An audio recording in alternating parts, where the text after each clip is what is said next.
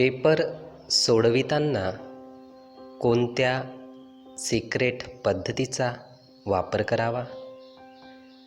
मित्रांनो, आपण परीक्षा देत असणार आणि चांगल्या पद्धतीने ती यशस्वी करावी, त्यामध्ये चांगले गुण मिळावे असे सुद्धा निश्चितच आपल्याला वाटत असणार.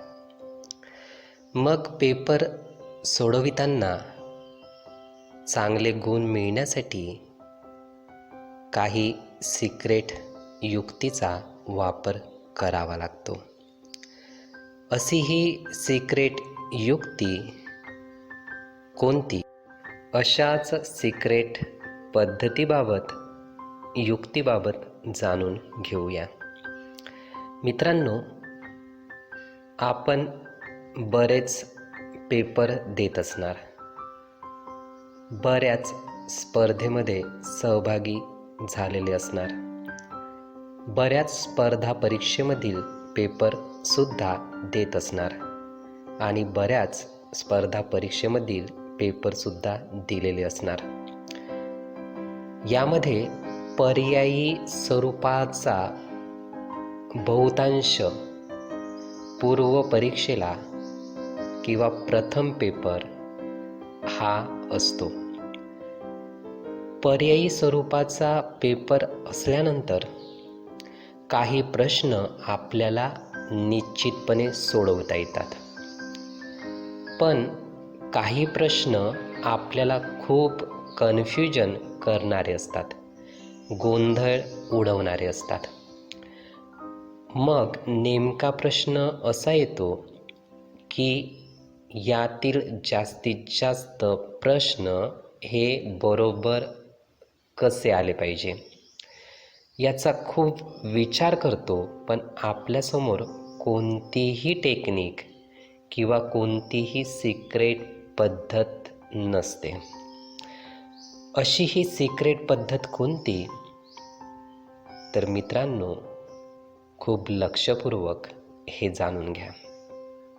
ज्यावेळी अशा प्रकारचे प्रश्न उरतील की ज्यामध्ये खूप गोंधळ आहे, त्या प्रश्नातील एकही पर्याय हा योग्य वाटत नाही, अशा यावेळी या सिक्रेट युक्तीचा वापर करा. सर्वप्रथम घरीच प्रत्यक्षात हा प्रयोग करून बघा. ज्या पदाची परीक्षा तुम्ही देत आहात अशा परीक्षेबाबत किमान सॅम्पल पेपर 3 निवडा.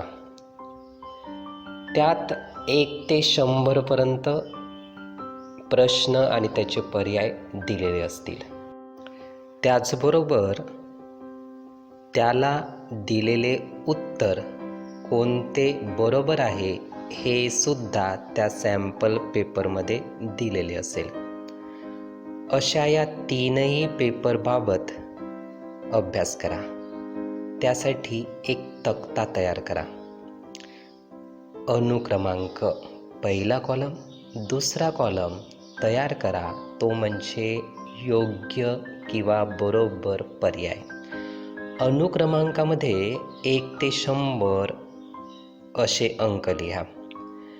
योग्य उत्तर किंवा बरोबर उत्तर या कॉलममध्ये सॅम्पल प्रश्नपत्रिकेमध्ये जे उत्तर बरोबर आहे त्याचा क्रमांक लिहा.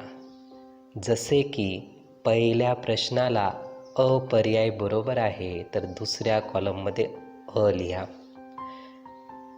दुसऱ्या प्रश्नाला ब बरोबर आहे तर दुसऱ्या कॉलममध्ये ब हा पर्याय लिहा. असेच 1 ते 100 पर्यंत प्रश्नांचे योग्य उत्तर, बरोबर उत्तर लिहा. अशा प्रकारे पहिला तक्ता तयार करा. त्यावरूनच दुसरा तक्ता बनवा. त्यामध्ये 3 कॉलम करा. पहिला कॉलम अनुक्रमांक 1, 2, 3, 4. दुसरा कॉलम पर्याय अ, ब, क आणि ड. तिसरा कॉलम करा किती बरोबर. आता पहिला तक्ता जो तयार केलेला आहे त्याकडे लक्ष द्या. 1 ते 100 या प्रश्नांना अचे किती बरोबर आलेले आहे ते मोजा. समजा अचे 20 बरोबर आलेले आहे तर तिसऱ्या कॉलममध्ये, दुसऱ्या तक्त्याच्या तिसऱ्या कॉलममध्ये लिहा अच्या समोर 20.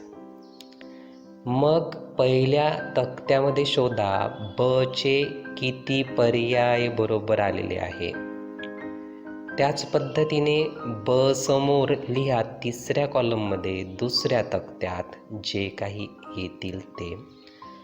क आणि ड चे सुद्धा अशाच पद्धतीने लिहा. मित्रांनो, दुसरा तक्ता जो आलेला आहे त्यावरून आपल्याला लक्षात येईल की नेमके अवर जास्त बरोबर आलेले आहे की बचे जास्त बरोबर आलेले आहे, कचे किंवा डचे जास्त बरोबर पर्याय आलेले आहेत. मित्रांनो, अशाच पद्धतीने सॅम्पल पेपरचे, तीनही सॅम्पल पेपरचे 2 तक्ते बनवा. दुसऱ्या तक्त्यामध्ये लक्षात येईल की कोणत्या पर्यायावर जास्त बरोबर पर्याय आलेले आहेत.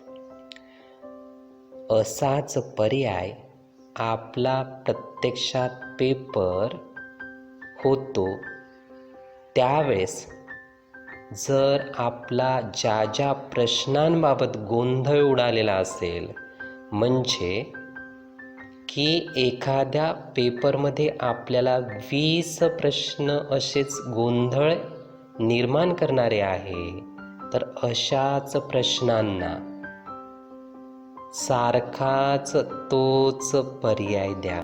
म्हणजे तीनही सॅम्पलमध्ये जर आपल्याला जास्तीत जास्त बरोबर पर्याय हे बचे मिळाले असतील तर नक्कीच 20 प्रश्न एखाद्या प्रश्नपत्रिकेमध्ये गोंधळ घालणारे असतील तर 20ही प्रश्नांना ब पर्यायावर टिक करा. नक्कीच अशाच या सिक्रेट पद्धतीमुळे आपले जास्तीत जास्त पर्याय हे बरोबर येतील. मित्रांनो, ही सिक्रेट पद्धत नक्कीच वापरा. आपल्याला निश्चितपणे जास्तीत जास्त पर्याय बरोबर येण्यासाठी मदत करेल आणि आपण चांगल्या पद्धतीने यशस्वी होऊ शकाल. सुखी हो, सुखी हो, सुखी हो.